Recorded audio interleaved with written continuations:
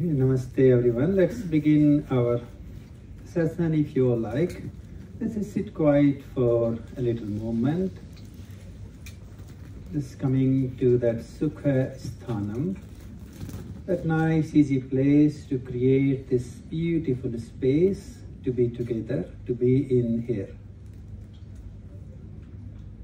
We got quite an interesting sort of, I guess, the path of yoga. I don't really like to call it a topic. It's a whole, some path of yoga, our tantric path of yoga. So we'll discuss some ideas, the key principles, and hopefully we'll do some breathing practice, some visualizations, maybe a guided meditation, to get some idea what Tantra in a true sense really means. We will chant our Gayatri mantra just to invoke these beautiful energies to connect with the Lord Ganesha as the energy principle we follow, who sort of enables us or gives us the momentum to move forward. But also in our yogic traditions, when the scriptures got written, Ved Vyasa, he got really overwhelmed with the depth and the amount of teachings he needed to put together. So the Ganesh, we can think of him like the typewriter who put the practices together in written while Vyasa was narrating it. So we like to invoke the Ganesha, and then we invoke the Guru Gayatri, connecting with the Guru, the source of all these beautiful teachings. And we all are just the instruments of the teachings. So you can enjoy. Some of you may know them. If you wish to join, you're welcome.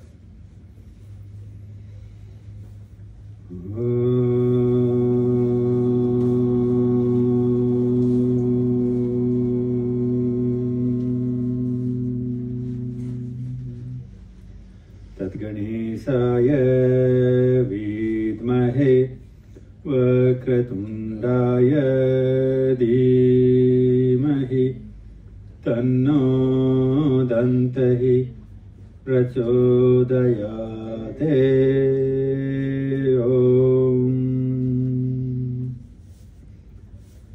Om Tatparamparayaya vidmahe Jnanalingeswaraya dhimahi Tanno Guruhu prachodayate Om. Om.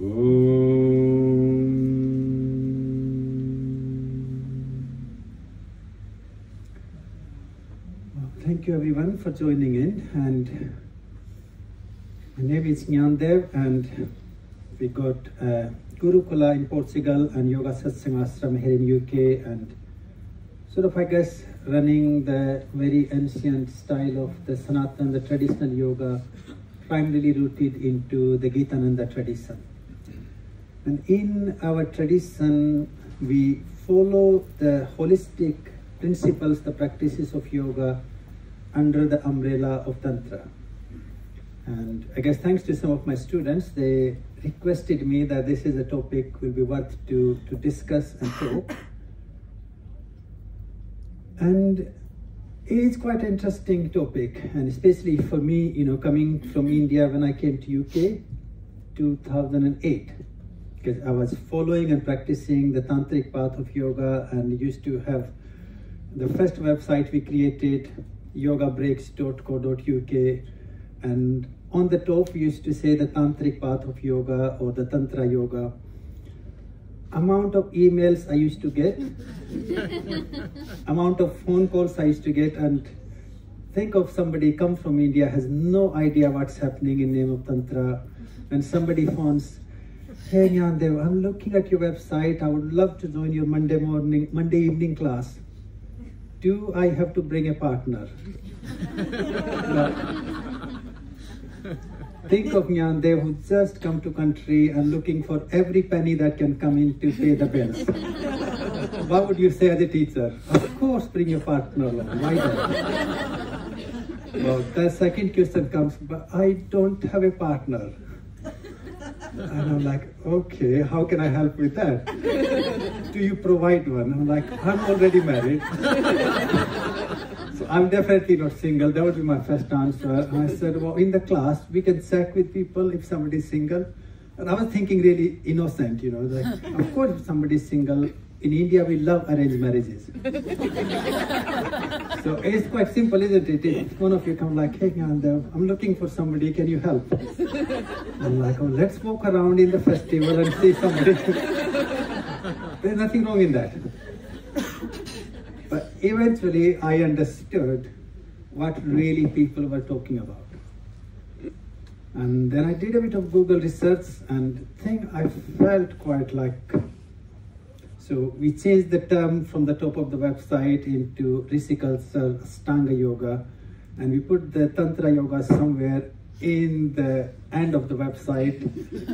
And I think somebody who reads all the way that far, then they will know where we're coming from. So I thought I will give you all a little bit of overview of the Tantra Yoga. We'll do some breathing practices, maybe one visualization, and if we need to move, we can also do one Surya Namaskar somewhere in the middle. Especially today, we can do a bit of movement to warm up somewhere. So to start with, the Tantra path really is a very comprehensive path of yoga. And we can think of Tantra as a complete manual of your body, mind, your spirit, and your pranic, your vital energies. So to me, if I would correlate the tantric concepts, I would correlate them with the quantum science, with the neuroscience, and then the science of our vital energies, vital currents. It's a complete sort of path of how to become divine. In the yogic concept, we have the pure principle of the Purusa and the Paramatman. So the Purusa is the individual soul, the individual self. And then we have the Paramatman, the higher, the cosmic self. And here we're talking about simply the two different energies. Now, these energies, the soul, the spirit, consciousness, Atman, Paramatman, whatever word we want to use here, the God, the individual, we're talking about that conscious energy, that conscious vital energy that is sort of encompassing or holding the whole universe within it. The energy concept we have, the energy law, energy conservation. Well, if we all live in this bubble, which in the tantric teachings we call it Hiranyagarbha, the golden womb of the cosmic universe, we are in it, or nothing has ever come inside it from somewhere away, and nothing has ever gone out. So it's all enclosed, and in that cosmic universe, if you think of cosmic universe as the ocean, and in the ocean what we have millions and billions of uncountable amount of droplets, the drops of the water. And you and me, or every living and non-living organism in the universe is the drop, and the universe is the ocean. And this is where the tantric teachings begin with the concept of duality, the Dvaitavad. Because you are individual, you are the Purusa, you are the complete, you are wholesome, At Pinde Tat Brahmande. So the individual exists in the universe, and each individual is complete. You are complete as a wholesome. You can think of yourself as the little model of the universe. But what separates us from the universality? What separates us from the divinity? Our yogic teachings or tantric teachings say our ego, ahamkara, and asmita. Now, ahamkara is actually a pure potential of individuality that makes you who you are. And I do really love one of my favorite principles, even before we begin to go into the practices, the teachings. In a Western concept, whenever we talk about the ahamkara, the ego, there is something wrong with us, isn't it? And it's almost like, if I'm having a discussion with somebody and I'm failing to win my discussion, we all like to win all the time. The easiest escape is your ego is too big. So I must say, I'm not talking about that ego here. In the ahamkara concept, which literally in English language, we don't have the word for it to translate. Aham is the individuality, me, and the kara is the one that brings it forth. And I think to begin with, if you think of the matter instead of the living organism, it's easier to understand what makes the iron iron, its own individual quality, what makes earth earth. There is an individual quality, the energy principle or the Jnana, the wisdom that comes with it, the intellectual information that comes with it to make it who it is. Similarly, we all are unique, physically, mentally, emotionally, biochemically, energetically, the way we think, way we feel, way we experience, and that individuality is your own individual software. So if you think of that software as the ahamkara, that giving birth to your individuality. But the issue with ahamkara comes in when that ahamkara is controlled by asmita. You know, in an English phrase, simply we say my way or highway. We like everything our way. And not only we like to control things from our perspective, but we also like to control other people. We like everyone to talk the way we want them to talk. We like everyone to eat the food the way we think it's the right thing to do. That asmita, that my way, if it's not making me happy, I don't like it and it's not right. You know, the right and wrong concept, think of that. The right and wrong comes from asmita. Well, more I think of the viveka, the appropriate and inappropriate. With right and wrong, 1 minute it can be right and next minute it can be wrong, can't it? You can take a nice bag of compost in your garden, give it to the plants, they are going to blossom. Take it in your bedroom. And this is where I am, this concept of right and wrong is just the things are not in the appropriate place, things are in appropriate place. So in the tantric concept then, this asmita and ahamkara, when they both get tangled into our conditioning, because asmita is not that simple, it is our conditioning that we have been born with. So the first conditioning comes from our genetics or our samskaras or family conditioning, our social conditioning, our cultural conditioning.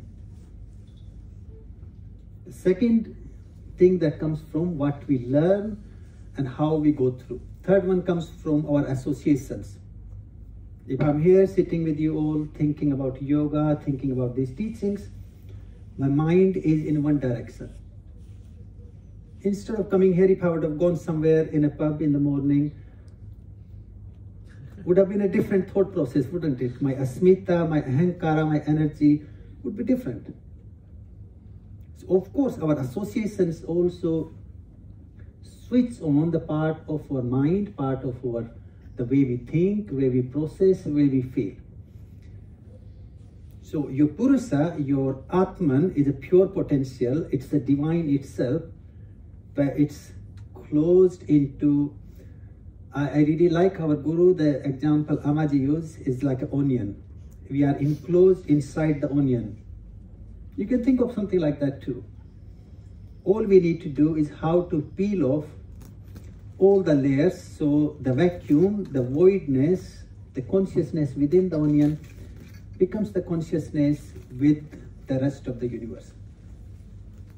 I really like in one of the Kathopanishad, the example they do, the gata. So the gata is the water pot.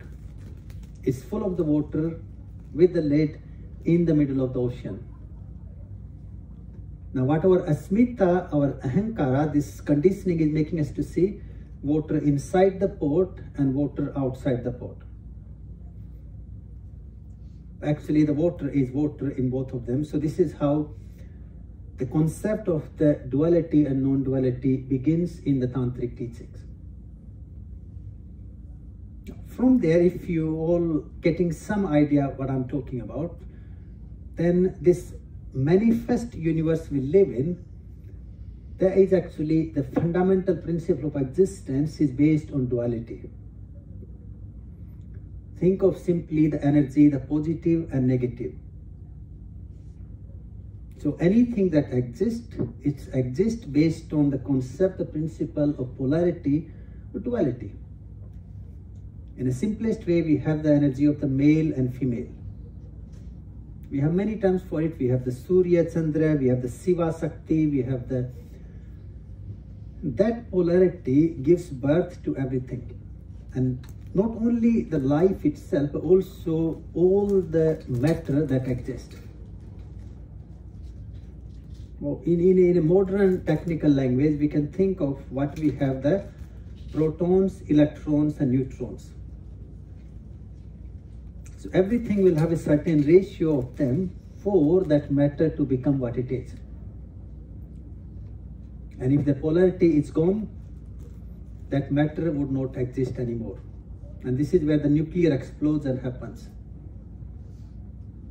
And this is where, when we, through our meditation practices, our Hatha Yoga, our pranayama and stuff, when you go deeper into the experience, this polarity begin to infuse or align and transcend into each other. And then you begin to see all these beautiful colors, lights, even in your vision when you're meditating. Because the two energies of the male, female, the Shiva, Shakti, when they begin to unite, is going to have the nuclear explosion.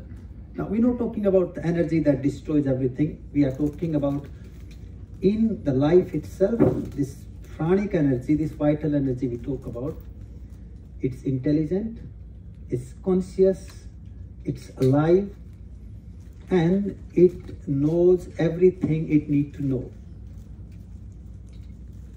So for us to exist, we just exist because we exist. And why we exist? Because that consciousness, that pure potential is there. And this is where what we see, what we feel, what we experience is seen as the Maya, the illusion. Why is seen as Maya or illusion? Because this is the reality. Now, in the Tantric concept, we have the 5 states of consciousness or awareness to go through. Each state of consciousness, each state of awareness will have its own reality. So to me, the first principle, when we begin to live life or follow the path of this Tantric Yoga, how do we know what is real?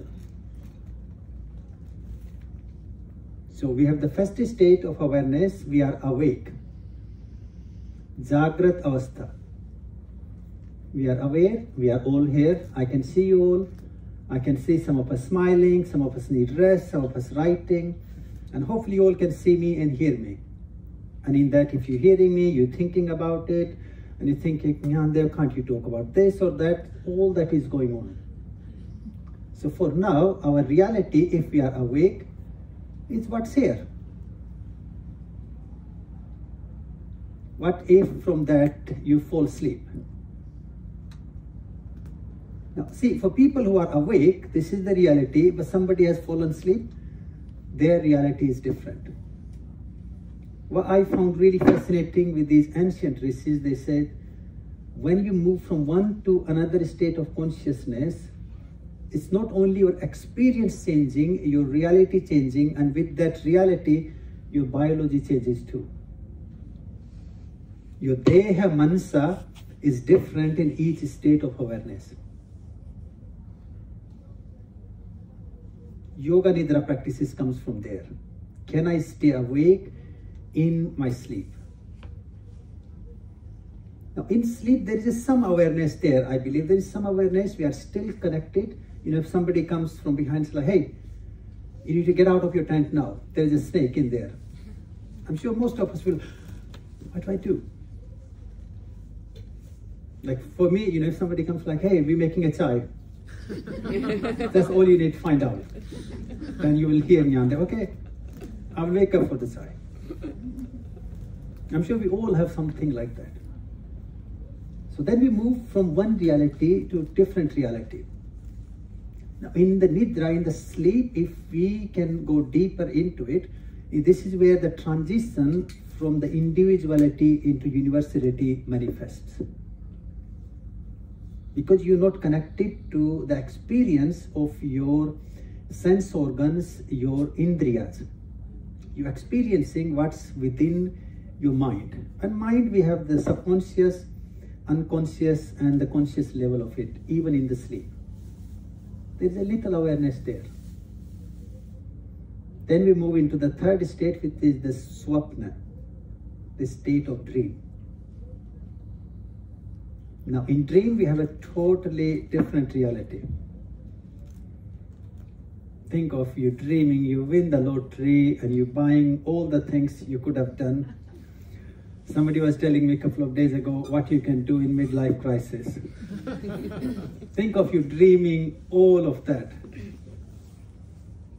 In your dream, that is your reality, and your body is pumping with it. And if you wake up in the middle of a scary dream or excited dream, you can feel your heart, you can feel the blood, you can feel the endomorphins. All of that comes with it. And through that, then we go into what we call the bhava-tita. I think to me, in a technical language, we can connect it with the REM, the deepest sleep, where we transcend it from this experience.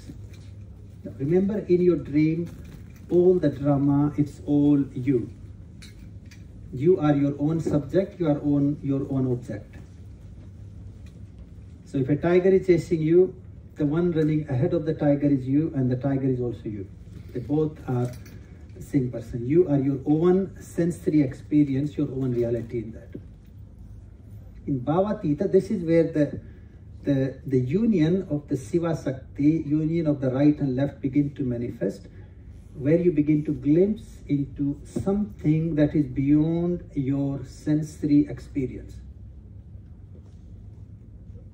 At this point, we begin to experience what is not in field of our ego and asmita.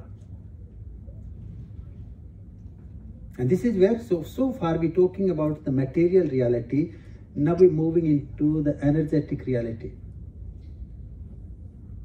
To me, that's where we get the first glimpse in who we really are in an eternal sense. In a material sense, we are this one. Remember, in Tantra is using our body, mind, breath as a tool.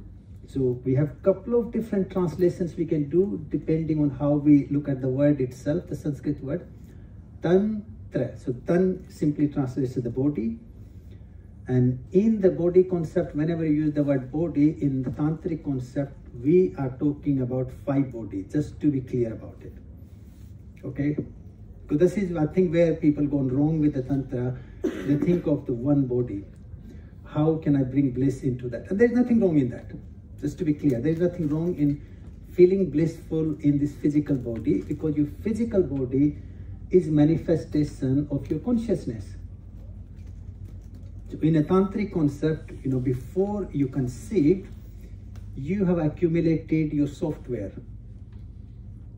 So your Atman, your Anandamaya kosa, it accumulates all the Vijnanamaya kosa based on your samskaras, the karma, the life you have lived, and where you need to go.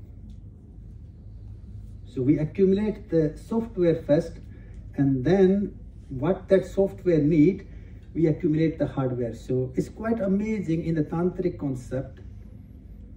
If you have ever looked back at your dad and your mom, why did you do it to me to be here? Just to let you know, you choose the parents. Your parents did not choose you in the tantric concept of conception.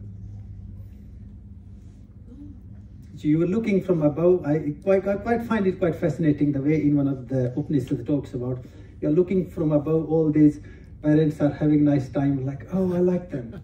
The only issue is based on your software, your karma, your samskara, whatever you want to use the terminology here. I like the word software, it just gives a overall everything in one package. Based on that software, you only see where you get the right appropriate hardware for yourself. And this is what Patanjali talks in the Yoga Sutras.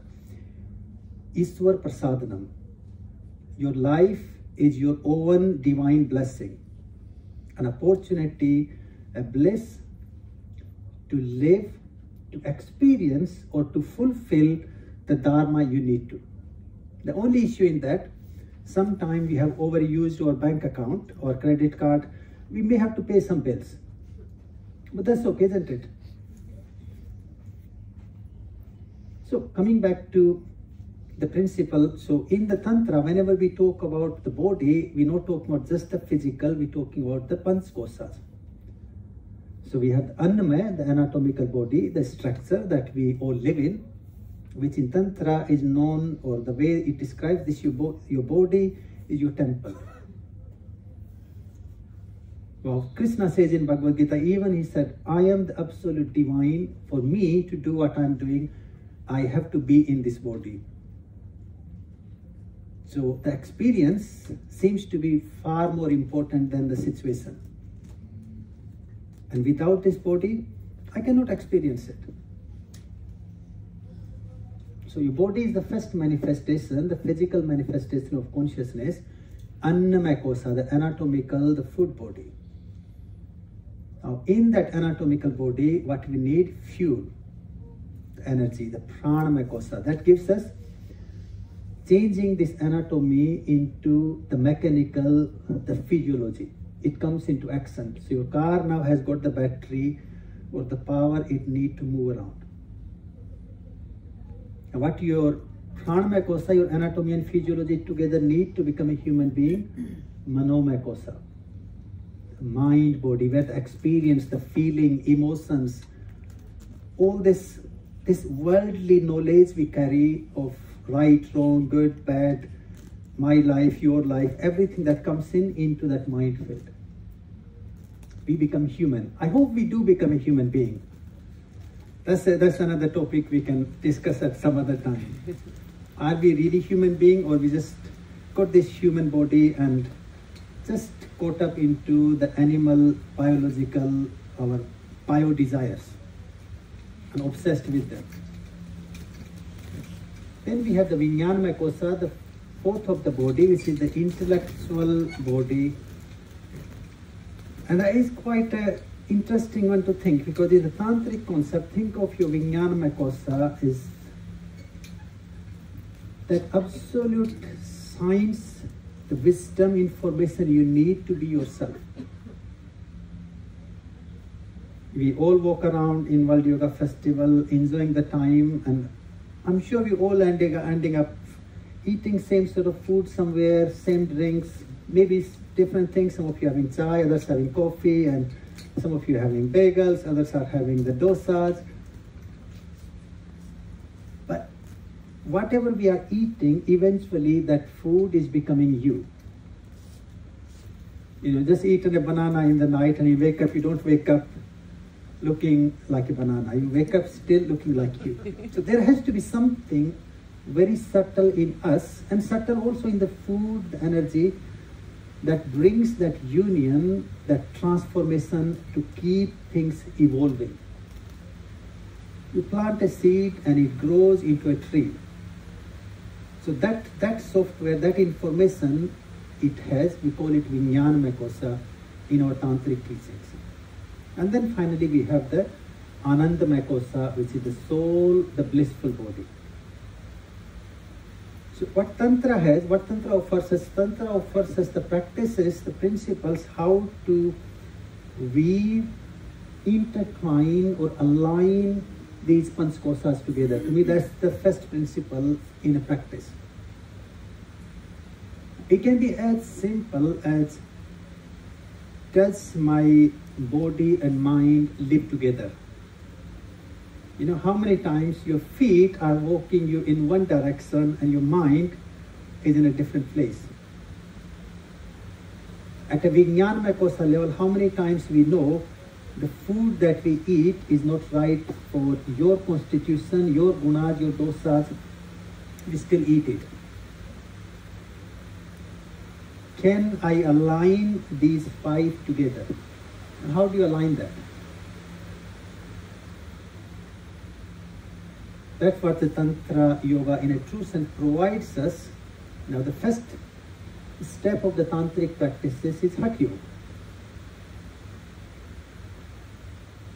In Hatha Yoga we have our asana, we have our pranayams, our kriyas, our mudras, our bandhas, cleansing practices, all that we need to connect with our physical body, to connect with our mind body, and to align these energies.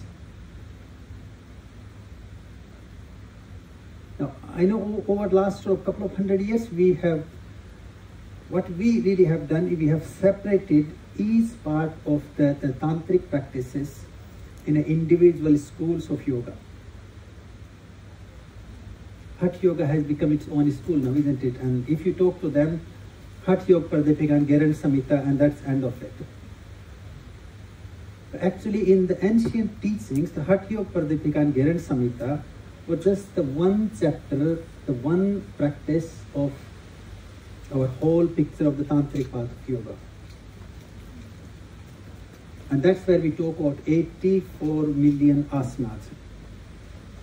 Now, some of you are yoga teachers. Just to let you know, if you are doing something and somebody comes and tells you, this posture is not the right asana to do, where did you get it from? You just need to remember 84 million and tell that person, well, I'm sure if you don't know all of them, I know a few extra. So if you're doing a bit of variation, a bit of adaptation, just giving you a bit of your disclaimer, how to get away with it. You say, well, maybe you don't know all of them. So in the asana practice, we have the kriyas, prakriyas, so variations and adaptations to them.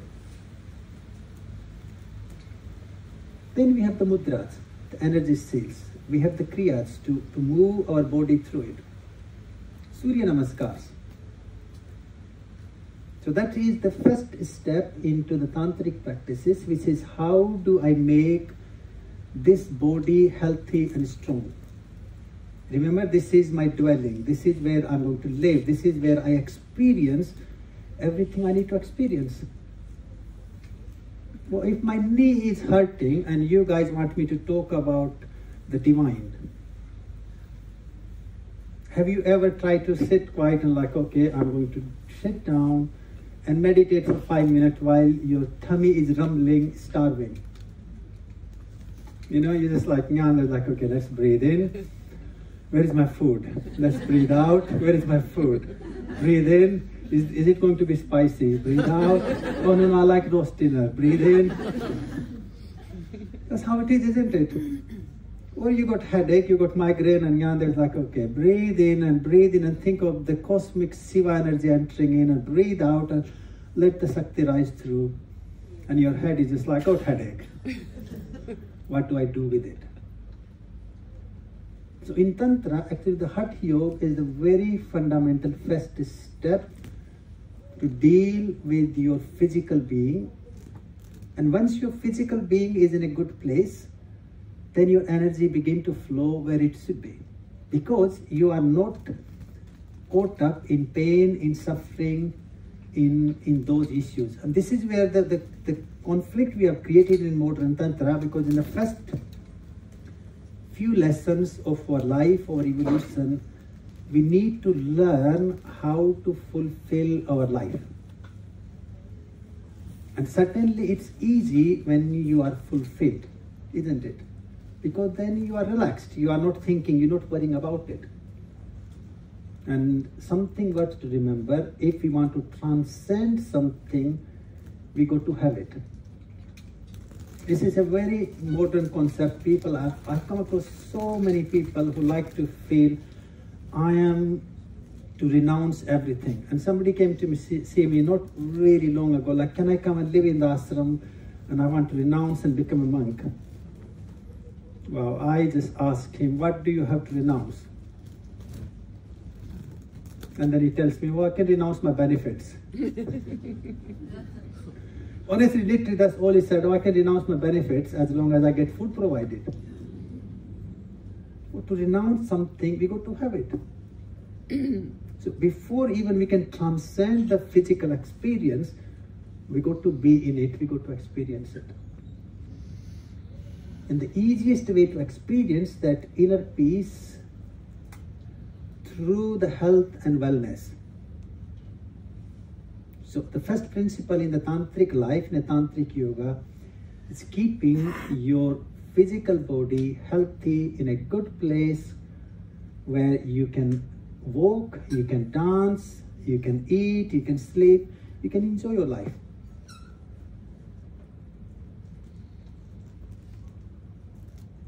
Once you maintain that physical health, physical fitness, then to me the second step the tantric teachings go on from the annamaya kosa. Now we move into the pranamaya kosa, working on the energetic field. For energetic field we have the mudras, we have the pranayams, and we have so many postures again. This is where the beauty of the postures begins when you come to the pranamaya kosa. How many postures we have which are designed around the mandalas or the geometrical positions, like all the trikonasana variations. Now we just think, let's just stretch out and turn and twist, and we are so obsessed with the hamstrings. I'm not against them, okay? You got to have them good place. So obsessed with the core, we're so obsessed with the... And it is, I think to me, one of the sad things I have found in the modern Hatha yoga practices, we're losing the authentic, the touch where we get more benefits to it. So all your turns and your twists and the mandalas we do in the practices, in the postures, they were to create those mandalas, to create those geometrical shapes, to align your subtle, your vital energies, to tune with how this should be. And I'm sure you all can make an endless list of postures. You know, even we do the vakra and the side twists and the parsva konasana, all those angle twisting postures, standing, sitting, lying, but to create those mandalas, to tune with the energy. Then we have the pranayams. The simplest one we have the Surya and the Chandra Nadi pranayam. And this is where then we're moving into the polarity of the practices, which is one of the most amazing principle of the Tantra, which I guess also got exploited because every time the word we use, the Surya Chandra, the Shiva Shakti, masculine, feminine, people translated them as the union of the man and the woman. And there's nothing wrong. When it's in the right place, it is beautiful. And this is how we all are here, isn't it? I'm sure that's how we've all been born, so we don't need to, there's nothing wrong with that. But in the tantric path, when we come to the energetic field of the polarity, we be thinking of the polarity like the earth. So the earth has the north pole and the south pole. From the north pole, from the positive energy is entering in and moving right through the center, the core of the earth, all the way down. And from there, the negative energy rising up, expanding, and then moving back up. And these energies are flowing freely into the polarity, in two directions. Now this polarity is health. When your polarity is its optimum, how it should be. Now, remember, I must also say here, polarity can never be balance. In the balance, polarity means if I'm in a male energy, then the male energy, the Surya energy, the energy of the Pingala Nadi will be slightly dominating on the energy of the Ida Nadi. So when we say the balance in Tantra, it doesn't mean they are 50-50. If you are in a balance, then you are in a trance. You become what we call the yogis, you become what we call in a transcendental state, where our sexuality, our gender, all that does not matter anymore. Because we are in the absolute balance. Until then, the balance means the polarity will be slightly into the one or other side. And when we have that polarity at optimum being, optimum place, in the tantric path we call it health. We call it wellness. And when we lose that polarity, the losing can be your food, your energy, people, lifestyle, experiences. We lose it and then we lose the health. This is very interesting, the concept of, in Tantra, we have the concept of Nara, the energy disassociation. And I love the simplest symptoms of the Nara. You open the door and you close the door while your finger is still in there. How many times you're walking up and down the same stairs and now and then you find yourself almost tripped over and you're like, I thought I already am on the floor, but you're not. How many times we hit our foot to something? How many times we're walking past and hit our shoulders to somebody? In the Nara concept, it means your energy which expands from your center outward to your limbs, to your peripheral, if for any reason that has slightly expanded away or it's squeezed. Now your mind is experiencing that awareness which is expanding into your energetic field. So if the energy has slightly shrinked, now your brain, your mind believes that your hand is not into the door, but physically it's still there. All our psychic problems, our hormonal health issues, our lifestyle disorders, there is some explanation to them into this psychic neurobiology or the polarity of the Ida Pingla Surya Chandra. Through the pranayams, we can find the balance of them. Let's do a couple of minutes of pranayama if you like. So maybe let's just find a nice comfortable place. If you like, just sit straight. You can lie down flat on your back, that's also fine. As long as you can have your back straight, it's really great. Place your hands on your lap. See if we can interlace our fingers with the fingers of the right hand dominating to intertwine your panch prana vayus. Also the energy of the right and left with your hands. And then gently close your eyes. Take a pause just to draw your attention to the breath. We want to do the complete breathing. Can we inhale into the lower, mid, upper lobes? With the concept, with this principle of Hiranyagarbha. So try to visualize a golden balloon, like an energetic field in seed, in middle of your lungs, your chest. We need to follow our Savitri Pranayam. Let's breathe out. Slowly in, expand this golden balloon, the seed, down, front, side, up. Hold. Out and let go. Release your breath fully and then hold out. In, 2, 3, 4, 5, 6. Hold. 2, 3. Out. 2, 3, 4, 5, 6. Hold. 2, 3. In and expand the golden energy. The energy of the Shiva entering in, transforming into life force. Hold that Shiva energy. Breathe out. Now let the Shakti, this life force, to dissolve back into the universe. And hold out. In, expand the golden balloon. Let it expand even beyond your body if you wish to. Hold. Out.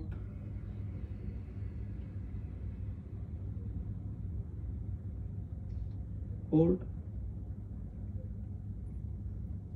In.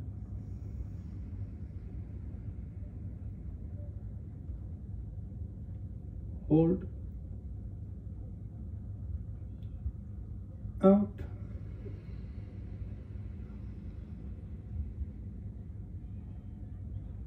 Hold.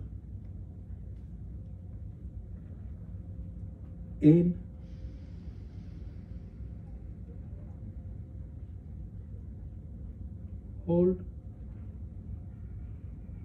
out. Keep following it for a good few minutes. With inhalation, expanding, and allow this beautiful pranic energy of the Shiva and Shakti to flow in and dissolve back out. Warm golden energy expanding from the center of your chest, your lungs, all over and beyond your energetic field. And the holding of the breath is the manifestation of union between these two beautiful energies of polarity or duality.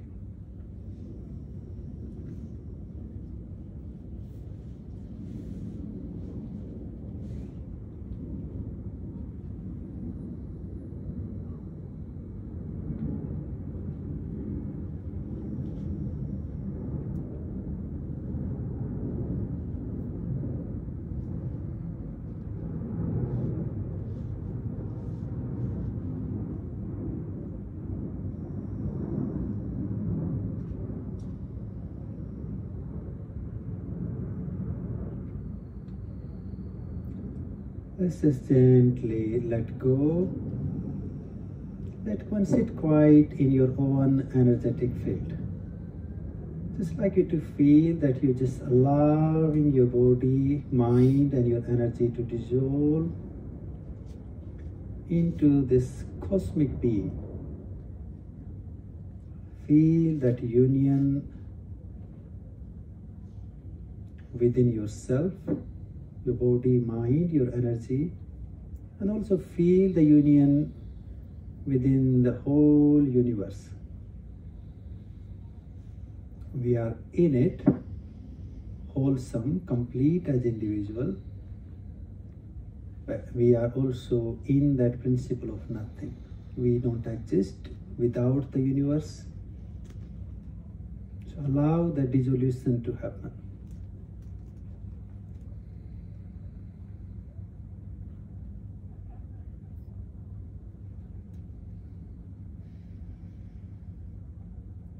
Now I'd just like you to gently bring your hands to heart, namaskar, and bring this concept, this energy into your heart and feel you greeting to the spirit that is within you. And then breathe out. Let's do a couple of prana mudras.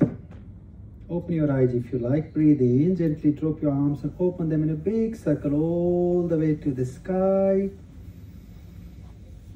And breathe out and bring them back to your heart. Try to touch your soul with your namaskar.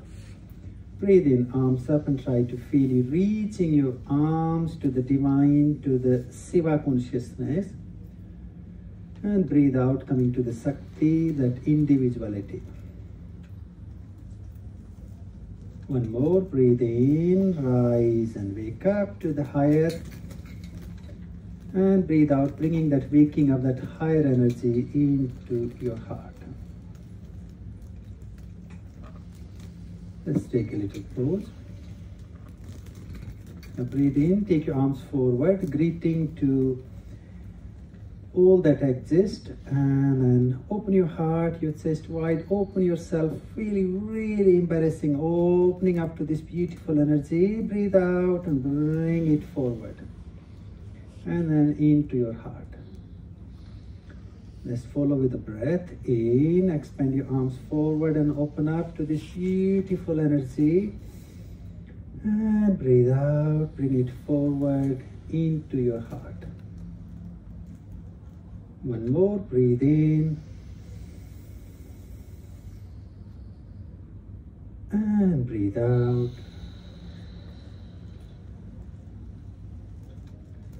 Hold it still. Let's greet to our Surya and the Chandra energy from here. So deep in breath when you're ready. Breathe out and gently bow towards your right knee. You can go as far as you wish to. Some of you can touch your head to the knee. Breathe in, sit back up, connecting to the Surya. Breathe out, bowing to the left, connecting to the Chandra. Breathe in, back to the center, into your Sushumna Nadi. Again, breathe out, connecting to the Pingala. to the right. Breathe in and back up. Out to the left, connecting with your Ida, your Chandra energy. In and back up. Once again to the right.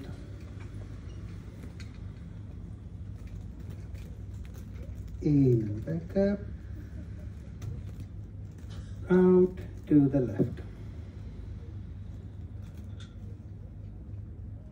And in and back up. And again, sit straight. Let's place our palms on our knees. And easily open your eyes when you're ready. So just a little glimpse of some of these really beautiful prana kriyas that we have in these tantric practices. And just to give you that idea that this is to connect with your own masculine and your own feminine, your right and left, and how do I bring the union. So here the union is within your own polarity, your own duality, your right, left, your positive, negative, the two energies. So they flow in harmony. So that's your first step you want to achieve. Good physical health, feeling good, enjoying within yourself. Through Hatha Yoga, then through the energy, we enhance the polarity, bring their sort of balance or the union. Well, then we need to work on the manomaya kosa or mind body. Now, in the concepts of the Tantra, the tantric teachings, they don't really go in detail of the Ashtanga Yoga. They just mention them, okay, with the Ashtanga Yoga Adi. So through the practices of Ashtanga Yoga, the Raj Yoga, we work on the mind. This is what, the rishis did. Somebody like you and me wake up and like, I'm going to do something for the body. So they put the teachings on Hatha Yoga. Somebody woke up and I'm going to do something for the mind. They put the teachings of the Yoga Sutras. Somebody woke up and like, oh, I need to work on my energetic field. So they put the teachings on the Kundalini, Asana, the pranayama, and on all these practices.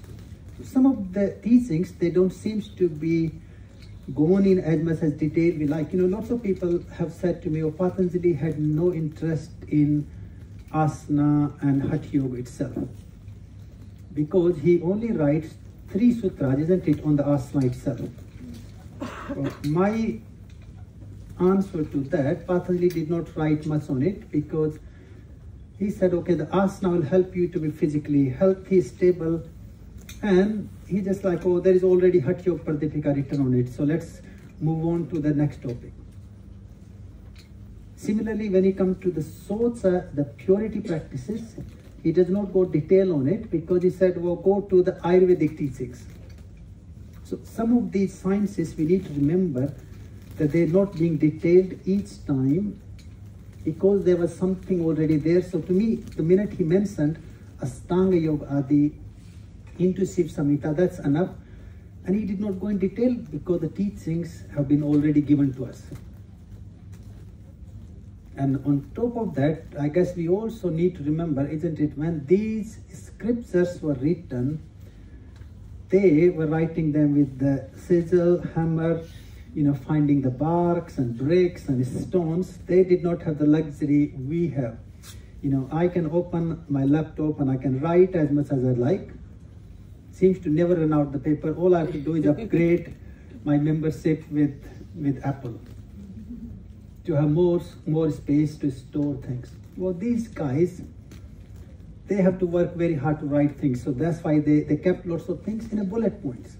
They were like their PowerPoint presentations. So we have the Ashtanga Yoga practices to work on the mind. Then we come to the most beautiful part, or the practices of the tantric path of yoga, is the practices, the principles around our Kundalini and the chakras. Of course, in modern time, again, the Kundalini yoga has become its own path.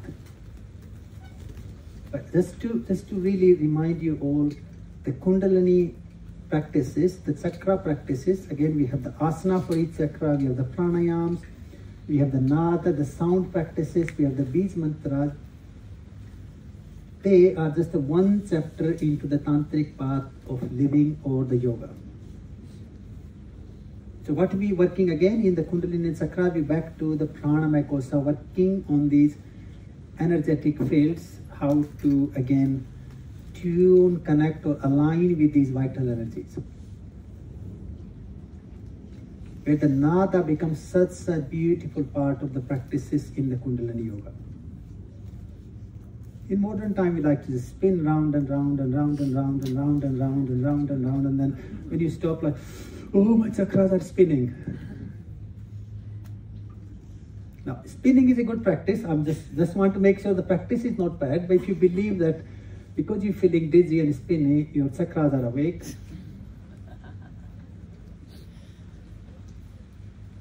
that's just a dizziness. I think you just need to go and talk to a doctor or somebody who will give you a better understanding of what happens. But we have created very limited awareness, a very limited practices around them because of this illusion, or a very limited way. We also, I guess, we like things too quick. We are so desperate to experience something. So if you come to a class and your teacher hasn't got you to experience something, you're like, I'm not coming back.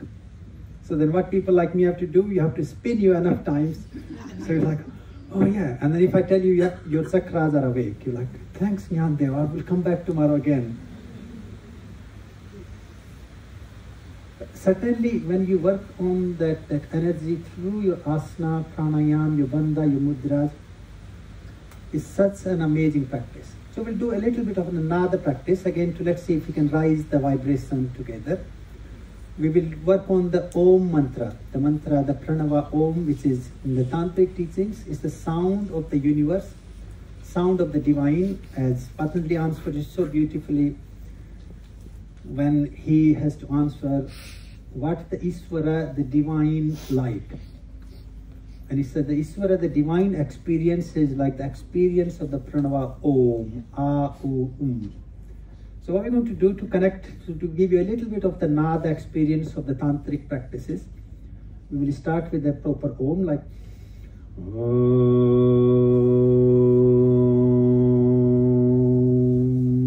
We'll chant it a couple of times and then we'll change it into maybe 3 Oms, so we can do like Om.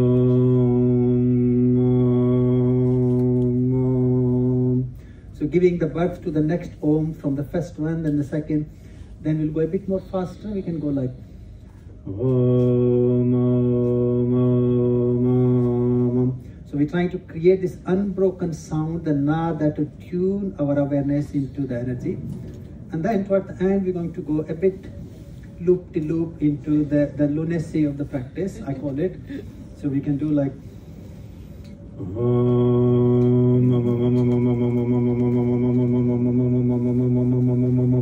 to really create that strong vibration through your Susumna, your central nadi. Shall we have a bit of fun for 5 minutes? And if you feel you're losing into it, just try to enjoy, whatever you experience into your spinal nerves, your Susumna, maybe you experience something in your cortex, just try to enjoy. You may just feel relaxed. And I'm sorry it's getting a bit cold, but we can do it. Let's sit straight. Again, hold your hands. Maybe let's try Jnana Mudra this time. You can join with me when you're ready. We don't have to wait for each other. It's nice to actually create an overlapping sound into the space that will create a beautiful energy, collective energy.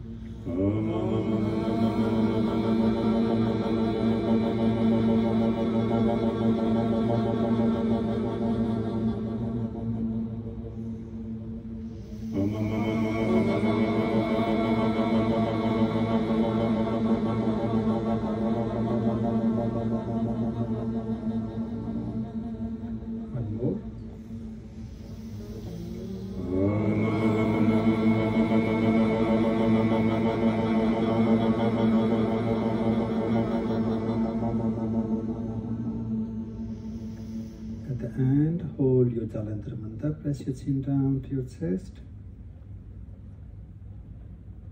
Just like you to pay all your attention at top of your head, your crown. See how you're feeling. Again, just to feel you dissolving into the sound, transcending above your crown.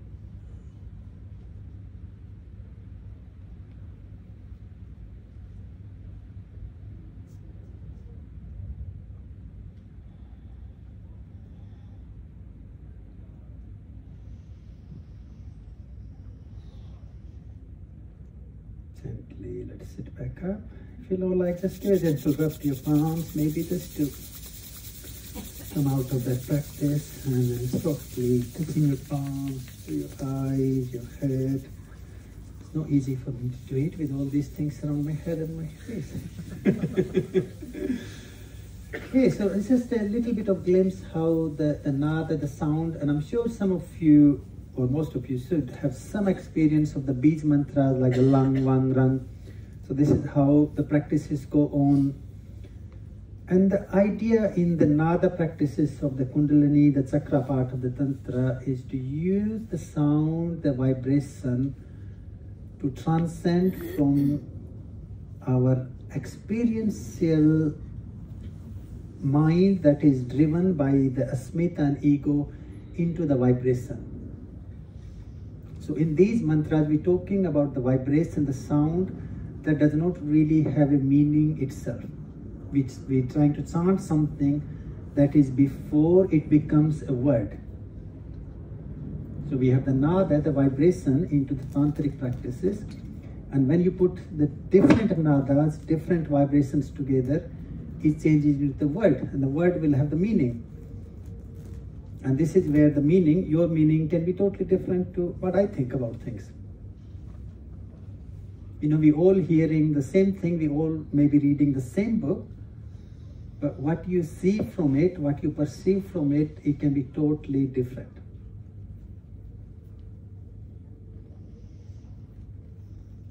And this is amazing, amazing practices in that. Then I thought at the end, I will give you a little bit of also insight where this whole modern Tantra may have taken its roots from.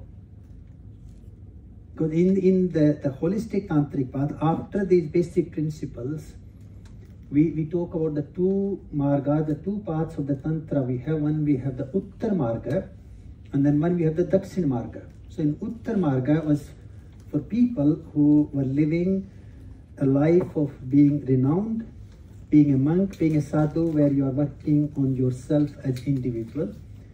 Then we have the Dakshin Marga of the Tantra, is for the household people.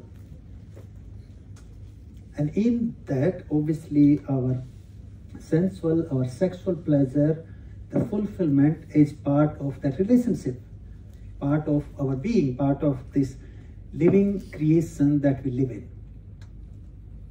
But in Dakshina Marga, one of the things that people are missing in modern time is all those basic principles of the yamas and niyamas. The purity, love, kindness, acceptance, that pure energy that works through that.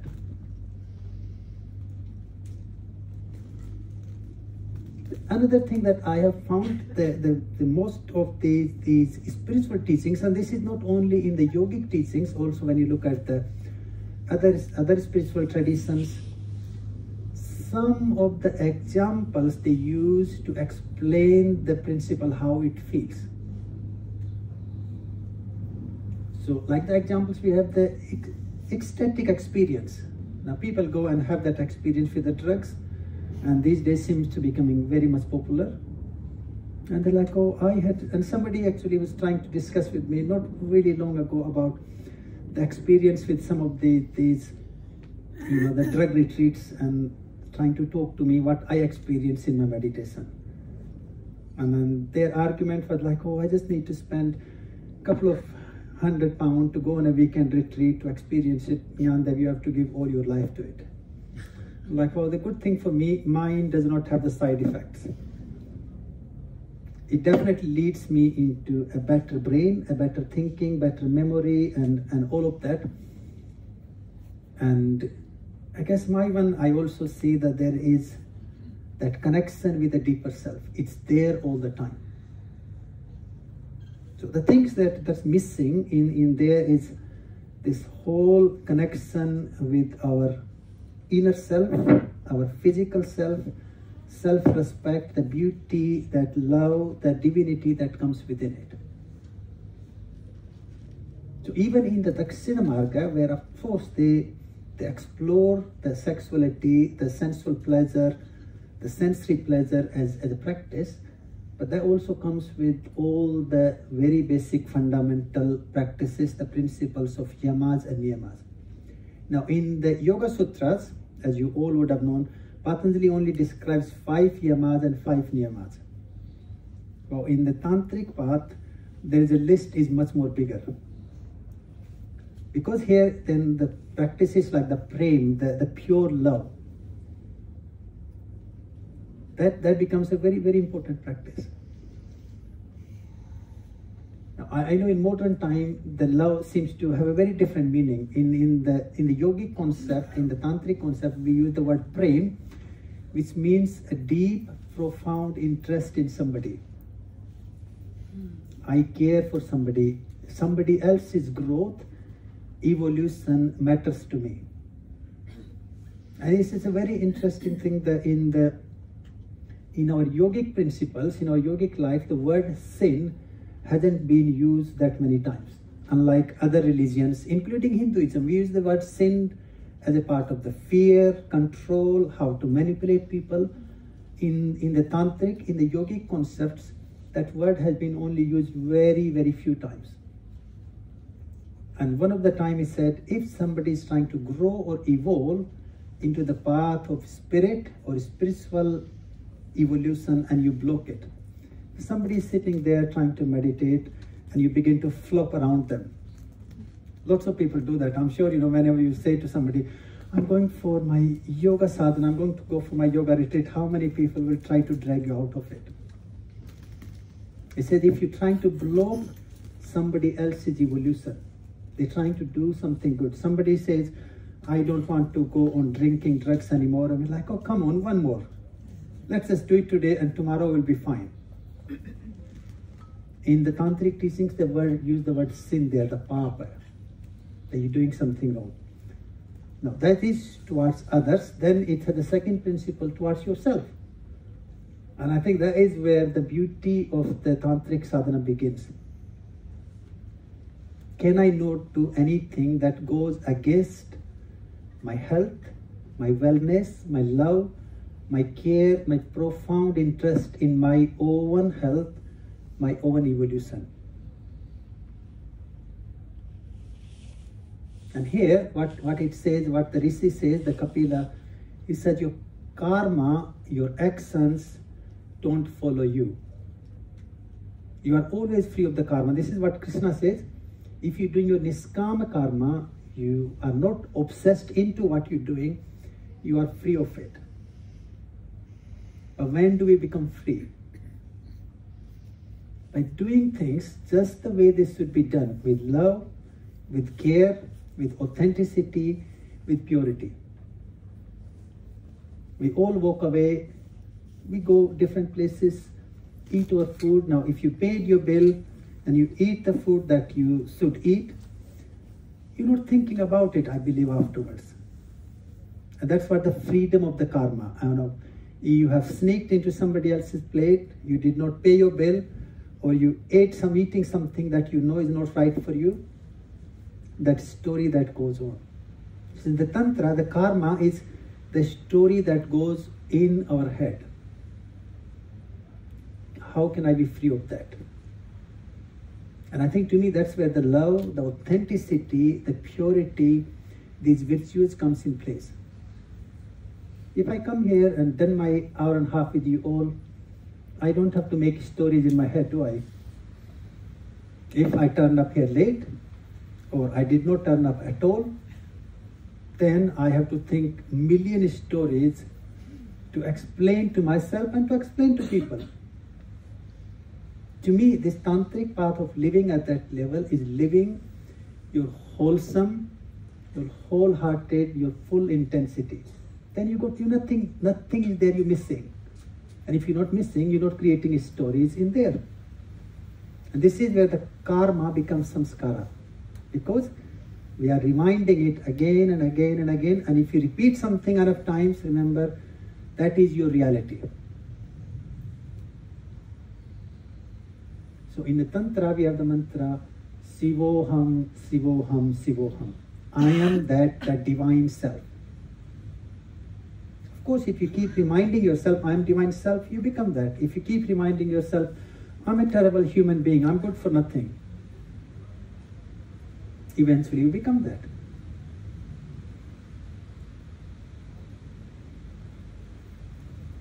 Can I develop that self-interest, self-care, and work on my body, work on my mind, reorganize the way I think, the way I feel, the way I observe things, the way I think about myself, the way I think about other people? Can I work on my energetic being? Can I look after it? Can I keep it where it should be?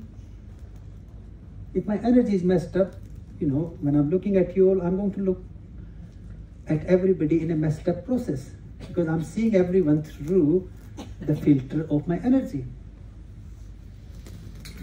There's a saying, isn't it? If somebody is caught up into the root chakra, you will see their behavior. Somebody is caught up into the Swadhisthana, their behavior is going to be different.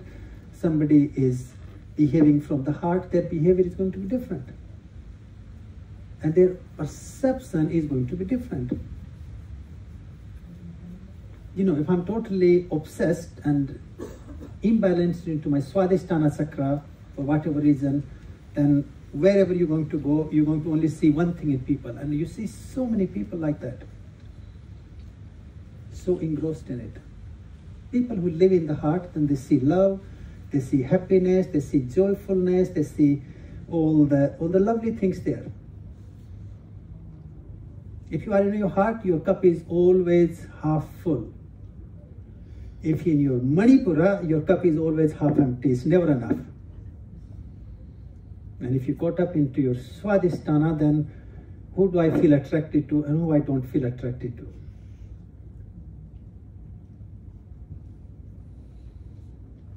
And I think to me, the tantric path is to align and in tune with our true self. This is a path of how to become divine. If I was to put it in a simplest one phrase, it's the manual that includes the understanding, the teachings, the practices, the kriyas and prakriyas. How do you become the divine? So if you ever feel you need to become the divine, just need to find the teachings from the decent place, I would call it, and see how it goes. And then do your sadhana, do your practices. Okay, I think I will stop here, just looking at, we got a bit of 10 minutes. If some of you have some questions and answers, please do. And then we got some leaflets, and we got at least the 2 books that I got here that is coming from the part of the Tantra, the Swar Yoga and the Panchamahabhuta book. You guys welcome to have a look. And yes? Can you tell about Tirumandiram? Tirumandiram, you know or you don't know? I know, but I don't really know very much about it because I've not been there. The Tirumandiram is one of the 63 saints in Saivism. And he has done this one 3,000 years ago called Tirumandiram. And in each song is called Tandiram. So, and in that, in the 4th one, he talks about Ashtanga Yoga. And also, like in the previous, when I was there, he tells the whole temple is your body, and the Lord Shiva is your Atma. Yeah. Yeah, of course, your body is your temple, and then the word we use is the Shiva or the Paramatman or the Purusha in a different text, in a different context. Yeah.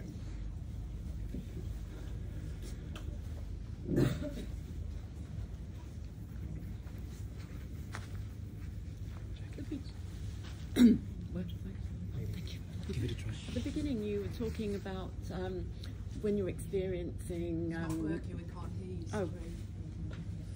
Any better? No. Why don't I just speak up? At the beginning, you were talking about kind of the subtle body and when you're experiencing colours and various kind of things. At what point with the 5 bodies does this sort of thing, where is it kind of, where does it all fit? Or is it not really kind of related, you just do or you don't? Or no, it is related, and I don't think there is a point you can describe it, because all those 5 bodies are part of the journey and they're always together. Mm-hmm. The problem we have because of the Nara concept, the depolarization, of course they are not aligned as much as they should be. You know, our mind can be in a cafe, our body can be in a posture, our heart can be in somebody that we're falling for. Mm-hmm. So because of that, then our energy principles can be in different places. When it comes to experience only happens when the 5 are in union. Thank you. That's like practiced a long time, and it's beginning to kind of come together. So that really helps. Thank you. Yeah. Yes. Maybe this is a bigger question. Yes. Like quite a general thing. But something I've found, not with this, train of thought specifically, but lots of spiritual practice, really problematic, is how to square, like... Can you hear me? Yeah, my voice carries pretty well. Is like with mental health, so I've got severe depression and things like that. I found quite problematic. Some ideas of like making yourself healthy and whole, and when you're unwell, how much of that is like your personal responsibility? It's almost like self-blame when you're struggling, and how it's something I've tried myself up and not to, and I was just interested to hear your perspective on that. That's a great question actually, and we work on it quite a lot in the yoga chikitsa, yoga therapy courses. And I think the issue we have in our society, our system, is there is not a huge validation, especially towards the mental health. It's very easy to snap out and tell somebody that just snap out of it. It's okay, but it's not that simple. There is a biological, there is a genetic, but there is also the samskaras, the karma. There is just so much to it. And the Patanjali's practices in yoga, we talk about the Maitri, Karuna, Mudita, Upeksha. Or how do we help that person to learn to be friend with themselves to start with?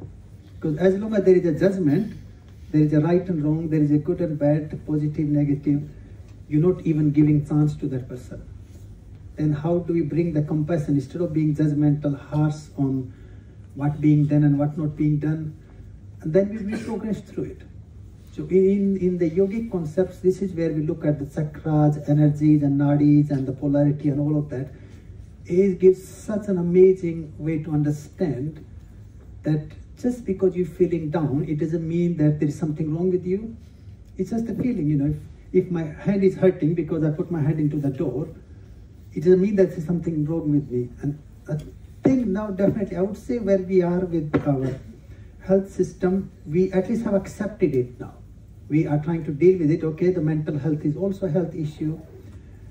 It can be physical, it can be something to do with mind, it can be something to do with psyche, something to do with our experience, samskara.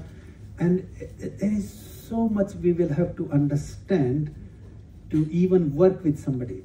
And I think to me, if we can bring that Maitri and the Karuna, help that person to connect with themselves and be kind, be kind. Then rest, then we can explore the deeper levels and what that person needs to do. But stop making yourself or other people feel guilty for it. Can I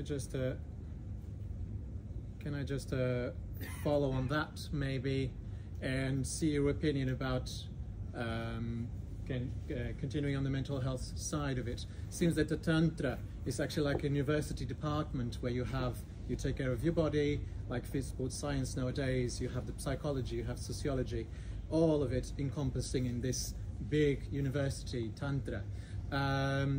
But you also say that they realized that they had to do the exercises to make sure that they would take care of their 5 levels of body, the physical body, the energetic body, the mental body, and you provided some examples.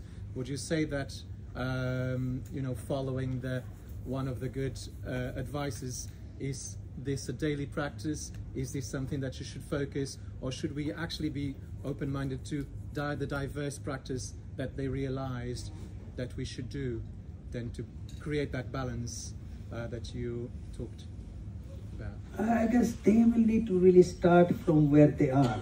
And this is where, remember, whenever we talk about any yoga path, the Hatha Yoga always comes as the first practice. So some form of physical practice, if we can start them to do some movement, some Surya Namaskar, some Kriya Asana, that makes us feel the sense of power. So if we can connect with that power, so hopefully we can start with some physical practices, then do something with the energy, and then we can work on reorganizing our mind. So to me, the Yoga Sutras and Bhagavad Gita and all that will eventually come in the place. The first thing we need to do is make that person feel, I exist. And how do you do that? Oh, some people maybe just need a positive thought, that's enough. Some people maybe need some stronger postures, some stronger kriyas. Some people need to just change the diet, what they eat, because that can change your mindset, that can change your energy. So you got to really see the individual perspective and what that person can do or what they can take from you as a teacher. And then you bring everything in. To me, ultimately, yoga is yoga. So you cannot really separate Hatha from the meditation, meditation from the Tantra, Tantra from the mantra, mantra from the bhajans, bhajans from your mandala practices. That's where we've gone wrong. I must say that's where we've gone wrong, because I am a Hatha Yoga follower, I am a Kundalini practitioner, I'm a chakra follower, I'm a mantra practitioner, I'm a bhajan. Oh, yoga is yoga, and it's a whole package. Of course, you can live with one practice, but if you ask me, it does not work. Why would not it work? Because you are a wholesome being. When you wake up in the morning, you are one person. After your cup of tea or coffee or whatever you drink, herbal tea, we got so many things these days, isn't it? You are a different person. You sit down with your partner if you have, you sit down with your parents if you're living with them, you do your couple of emails and phone calls, you are a different person. Well, throughout the day, you are not one person. And you know what Patanjali says? He said, Asankhya Manasa. In you, there are uncountable minds. And each of the mind in you has its own anatomy and its own physiology. And they all are continuously battling to take over it. And for each mind, this is why the yoga has providing us the tools for each of that mind, that being that lives through this one body. And it's something really amazing to think about how much your body can deal with. It changes like that. It can change into a mother, a father, a sister, a partner, a friend, a teacher. And it is biologically different. So to me, we need to come to yoga as a yoga and take each practice. But the beginning is really important. To me, the beginning, as you ask, and same I think you're trying to add into it, what that person can do. Once you start it, then keep adding more and more. It's like reading a book. You can't read all the chapters in one go, can we? We need to read one line or one word at once. But you cannot separate, and if you separated it, it's not really a book anymore. And your life is a complete book, wholesome being, Purna Purusa. And to become the complete being, you must learn to live all of it. I hope that answers it. Well, it was really great. Thank you very much, everyone, for joining in. I've been looking at the time, 2 minutes. Please come and help yourself to grab some leaflets and If you need, have a look at the book.